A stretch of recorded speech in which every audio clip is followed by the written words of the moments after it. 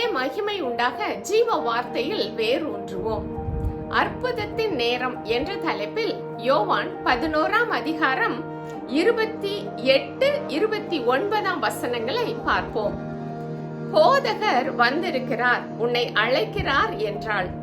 அவள் அதை கேட்டவுடன் சீக்கிரமாய் எழுந்து அவரிடத்தில் வந்தாள். இது ஒரு பிரமிப்பை உண்டு பண்ணும் அற்புதத்தின் நேரம். ஏனென்றால் போதகர் வந்திருக்கிறார். இந்த சம்பவம் நம் அனைவருக்குமே தெரிந்ததுதான். லாசருவின் உயிர்த்தெழுதலின் சம்பவம். லாசருவின் சகோதரிகள் இயேசுவை உடனே வர சொல்லி அழைத்தார்கள், ஆள் அனுப்பினார்கள். அவர் வந்து விடுவார் என்று எதிர்பார்த்தார்கள், காத்திருந்தார்கள். அவர்களால் என்னெல்லாம் செய்ய முடியுமோ அத்தனையும் செய்து பார்த்தார்கள். ஆனால் இவை எல்லாவற்றையும் நன்கு அறிந்த இயேசு அவர் தங்கி இருந்த இடத்திலேயே மேலும் 2 நாள் தங்கி இருந்தார்.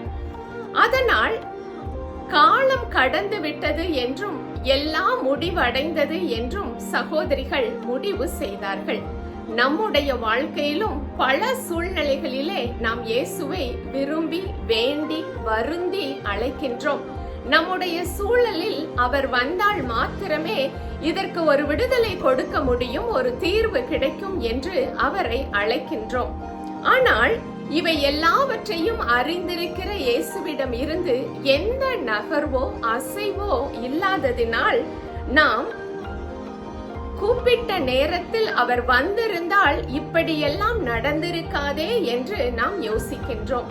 நாம் கூப்பிட்டவுடன் அவர் வந்திருந்தால் எல்லாம் நலமாகவே நடந்திருக்குமே, நல்லதாகவே இருந்திருக்குமே, சுகம் கிடைத்திருக்குமே, பலன் பெற்றிருப்போமே, தொழில் வளர்ச்சி அடைந்திருக்குமே, வேலை கிடைத்திருக்குமே, தடைகள் தகர்க்கப்பட்டிருக்குமே, உறவுகள் காப்பாற்றப்பட்டிருக்குமே. இவ்வாறு பலவிதமான கஷ்டமான சூழ்நிலைகள் ஏமாற்றம் இல்லாமல், தடுமாற்றம் இல்லாமல், கலங்கி நிற்காமல் நாம் இருந்திருப்போமே. ஆனா இப்போ எல்லாமே முடிந்து விட்டதே என்று லாசருவின் சகோதரிகளைப் போல நம்முடைய மனமும் கலங்கிய நிலையில் இருக்கின்றதா? இந்த தேவாதி தேவனை நம்பின எவரையுமே அவர் கைவிடுகிற தேவன் அல்ல. அவரை நோக்கி பார்த்தவர்கள் யாருமே வெட்கப்பட்டு போனது இல்லை. தேவன் கால தாமதமாக வருகின்றார் என்றால் அங்கே அவருடைய மகிமையை காண்பிக்கும் அளவிற்கு நாம் இதுவரை கண்டிராத அற்புதத்தை செய்து காட்டுவதற்காகவே இந்த கால தாமதம். தேவனால் செய்ய முடியாதது ஒன்றுமில்லை என்பதை நிரூபிப்பதற்காகவே தான். தேவன் தன்னுடைய மகிமையை வெளிப்படுத்தி அவர் வாயிலிருந்து புறப்படுகின்ற ஒவ்வொரு வார்த்தையும் அது அனுப்பின காரியமாய் நடந்து தீரும் என்பதை நம்மை புரிய வைப்பதற்காகத்தான். அவர் சர்வ வல்லவர் என்பதை நிரூபித்து காட்டி நம்முடைய மனதிலே அவரை குறித்த படத்தை பெரிதாக்குவதற்கு தான்.